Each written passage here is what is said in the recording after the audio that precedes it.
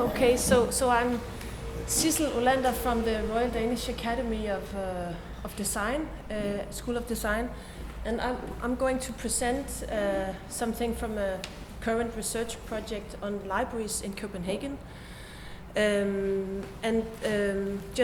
will say a little bit. I'm going to play a little film for you, and I want to suggest that this film, which is also about the project that we are doing, is a kind of an empathy thing. It could work as an empathy thing. But I'll just say a little bit about the context of this research project. I hope everybody can hear me. I feel there's a lot of background noise, but I'll try to speak up. Okay, this project is taking place in a neighborhood in Copenhagen, on the outskirts of Copenhagen, called Tingbjerg.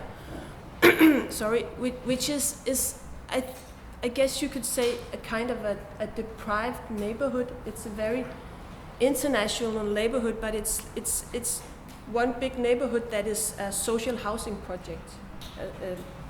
And there's a small library, the smallest library in Copenhagen actually. And from the Royal Danish Academy, the School of Design, the CODES Research Center is working with this library and with Copenhagen Libraries to explore the future of the physical space of the library. Tingbjerg, Tingbjerg is it's a very international neighborhood. It has a lot of immigrants, a high unemployment rate, and relative poverty, and it's a lot actually in the news in Denmark for bad things, for crime things, gang-related things. So it's a neighborhood with quite a bad reputation. And then in this particular project, I'm out there researching with these citizens and with the people who run the library, and also with some of the students from the co-design master program, to explore other ways of creating a sort of meeting place in the library, in the physical space of the library. And one reason that we are out in Tingbjerg is because this, I don't know if you can see it, but this is actually a new library that is being built at the moment in Tingbjerg. And it's going to be opened by the end of the year. And so we are waiting to move this small library over to this much bigger library in Tingbjerg. And if you, I don't think you can see it so well, but if you look, this is the rendering from the architect on the future of the library. And if you look closely, you can see the people, the renderings of the people who occupy the library. They are very white. They're very middle class, well-dressed citizens. And this image of citizens, or this role of citizens, is very much also what the Copenhagen libraries are trying to, in their strategy. They are working towards new citizen roles and new citizens engagements, and it's very much about optimizing yourself, optimizing your skill to be creative, to become a better citizen, so that you can be competitive and so Denmark can compete in the global marketplace almost. And in the Copenhagen libraries, you have sort of one strategy which has to do with the digitalization, that the citizen is very remote. It's a very remote citizen that can take care of herself. And then a very present citizen who's like a project person who can create all sorts of great things and projects and is very capable and able. But these images of citizens in Tingbjerg, the people that I meet there, they are much more. I mean, they don't look like this, and they don't talk like this, they don't walk like this. So you could say that in this project we are trying to explore other modes of citizenship, other ways of stepping forward as a citizen. So that's sort of the context. And we have focused on making, I don't know how it is in the UK, but in Denmark at least, maker spaces and fab labs is very much something that libraries are trying to pursue, a strategy of hosting these makerspaces and fab labs.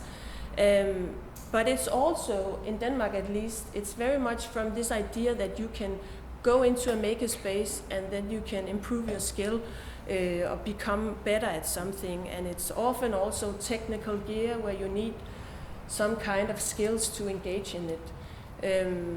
And it's a little bit a Silicon Valley idea of makerspaces, at least in the libraries in Denmark. So instead we try to think of making as, it's not completely design maybe, but I mean, making is not necessarily design perhaps, but in design there's always some kind of making going on, you could say. So we're trying to explore a more everyday kind of making, which is more like using the available materials, upcycling, recycling, and it's easy accessible and it can be shared, both the making, the activity of making, but also the knowing of the making, so to speak. So this is what we have tried to do. We have sort of set up camp below this small library in this social housing project and tried to invite different people in. And as I said, it's a very international neighborhood, and already there are different communities of making, of knitting, of cooking together, doing different making activities together in this area. But it's quite, there's a group for seniors, there's a fathers club for men, there's a group for Middle Eastern immigrants, a group for people from Nigeria. So it's very segregated, and we want to try to make a platform where we can mix things much more, also cross-generational. So this is what we have worked on. And in terms of the empathy thing, I think this kind of making is always making together. It's not like an individual activity. That's at least not how we work with it or think about it. So if I think of your game, it's also, of course, it's not an individual activity, but it's not so much, if I should relate it to your game, about creating empathy in individuals as such. It's more a thing, I would say, a thing to converge around. And yes, so it's very much the collective of making, and also the effect of it. It's also rather distributed, I would say. So we talk about it as placemaking, and that's the place we call it Skaberværelset. That's just the name of this particular place in Tingbjerg. Yeah, it's a bit dark, you can't really see it here, but you're looking from inside and out.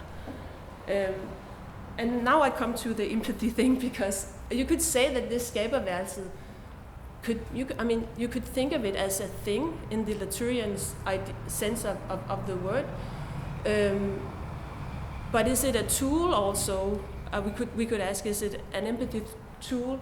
And I would say one of the ways that we work is by trying to create images or stories from a place like this as a kind of representations of this, and make them work as a tool to open this debate.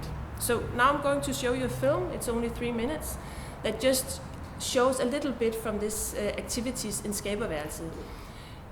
And the film is both a tool, I think, for creating some kind of empathy among the people who are part of this Skaberværelset, among the people who come in and do stuff together. Because when we show a film like this to them, they suddenly see much more of the richness of what they're doing, I think. So that's one way that this small film, which is really nothing, it's just a small film of everyday clips, makes a difference. But then also to take it up to the politicians and the decision makers in the Copenhagen libraries, that we have done that with this film and other films, that suddenly they see a depth or richness in the way that people come together in the library, which is really hard to read from strategy papers. It's really hard to read from the renderings of the architects as well. So I would love to discuss this as a way of working, but let me just show you the film. Can I ask you a question? So are you thinking, I love that the library becomes a makerspace. We've been doing a project in prison that has some similarities, but do you think proximity, yes, is that what you're saying, that empathy comes from proximity? Exactly, yes. I didn't say that, but that's was what you actually mean, what yeah. I wanted to say, yes. I think that the proximity and or the nearness or the closeness of, and I think the richness of these stories, they evoke something quite different than for instance, those renderings that you saw on the strategic papers that the librarians are working right now, trying to imagine what these citizens could be or the library could be.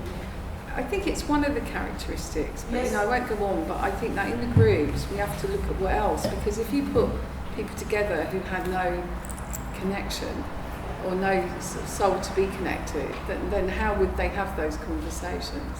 So that's what I'm interested in. And what are the other ingredients? Yes, and but this connection, I mean, it wasn't necessarily there when we arrived, so we started by making together, and then these connections grew, and then we made a film about it and a story about it, and I mean, of course, many different small films and images, and we send them out in the system, so to speak, and I think that opens up a new conversation on libraries, makerspaces, and what it is to be a citizen in a private neighborhood. Thank you, that's really interesting.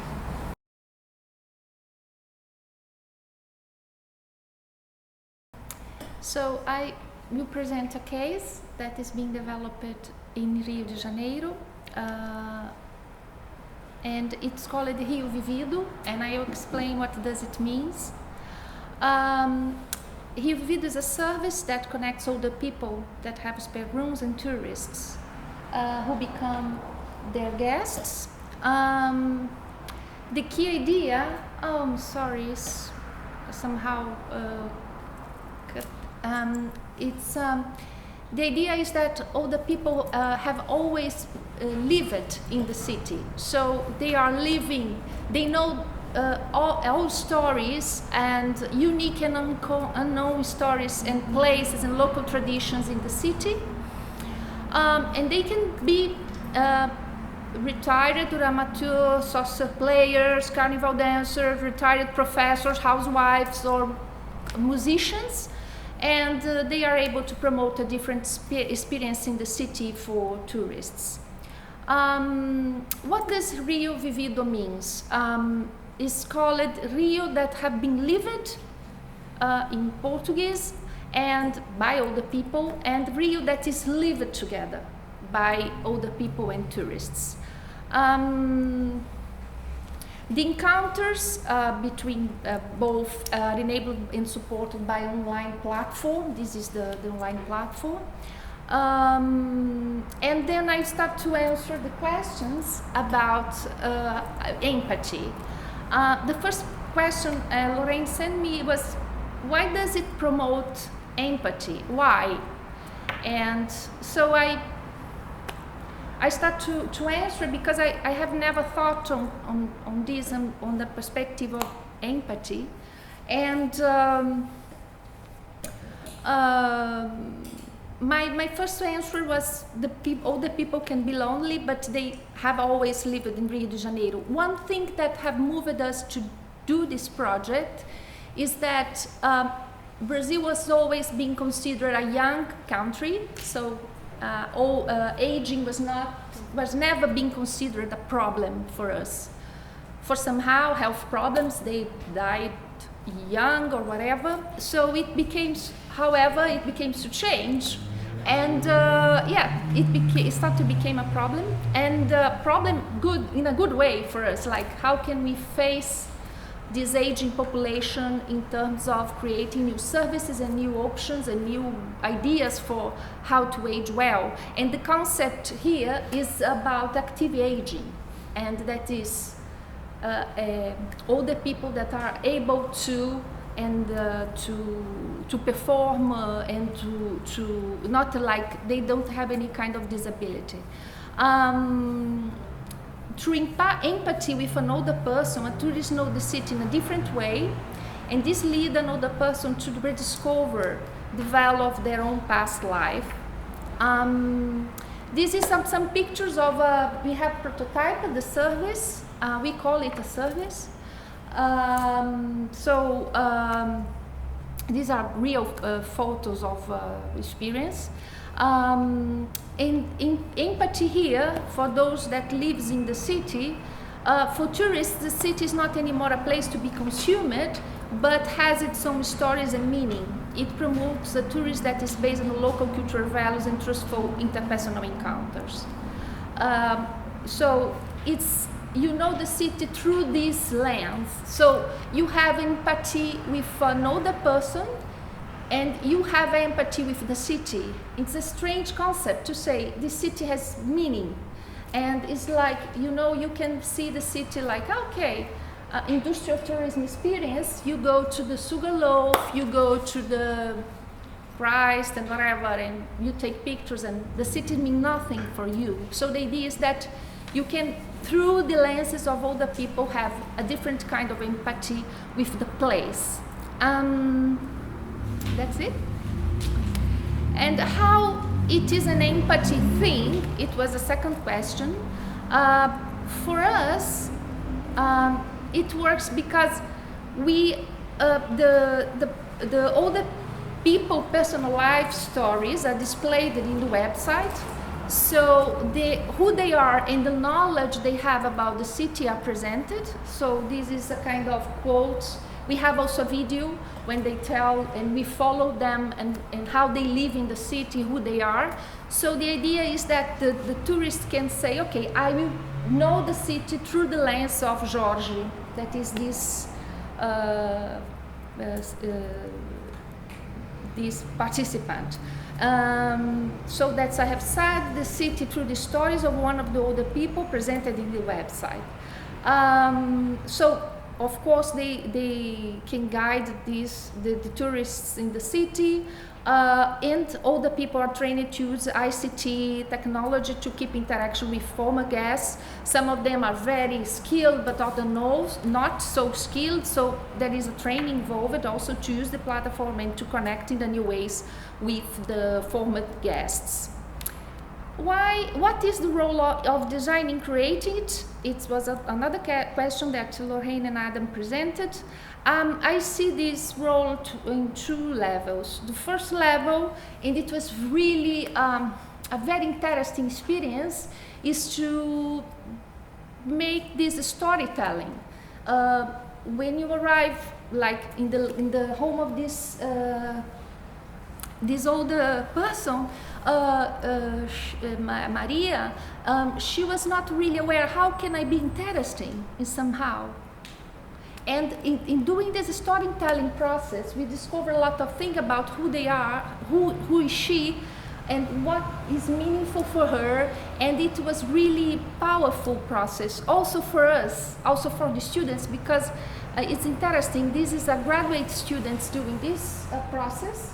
So it's part also of an activity we are doing also inside the DRS lab in our university to also engage, this is more senior students in this process.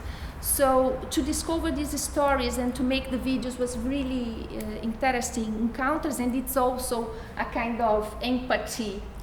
Not empathy thing also as a result, but it was an empathic process in itself, between the students and the older persons. And they think that it was interesting to how we were able, and we are still doing, to define and better define the business model, because this generates income also for them. So I think that it was like, okay, it was a big discussion to enable the service to run, like it will be financed, and how it is started, financed by the Rio de Janeiro state office, or it can have an autonomous business model which can be self-sustained. So many kind of social innovation or initiatives have this kind of question, how can this be paid by itself? So this have a kind of these have a business model that is a percentage of each, a very classic tourism model, but we are thinking also in diversify it and making also them only guide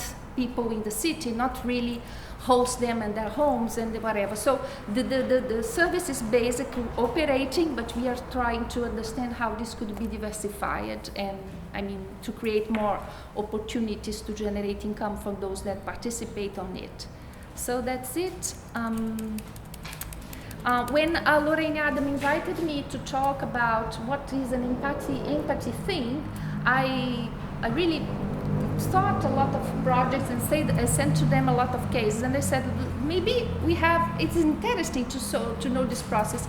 Maybe I have already in my own work an empathy process that can be described, and I didn't figure out this as empathetic as far as you can. As you asked me to think of that, I thought this in another different way, like sense making, and it's very interesting exercise to think the service in this under these lenses. How it's empathy thing. So it was really interesting. Thank you for this opportunity.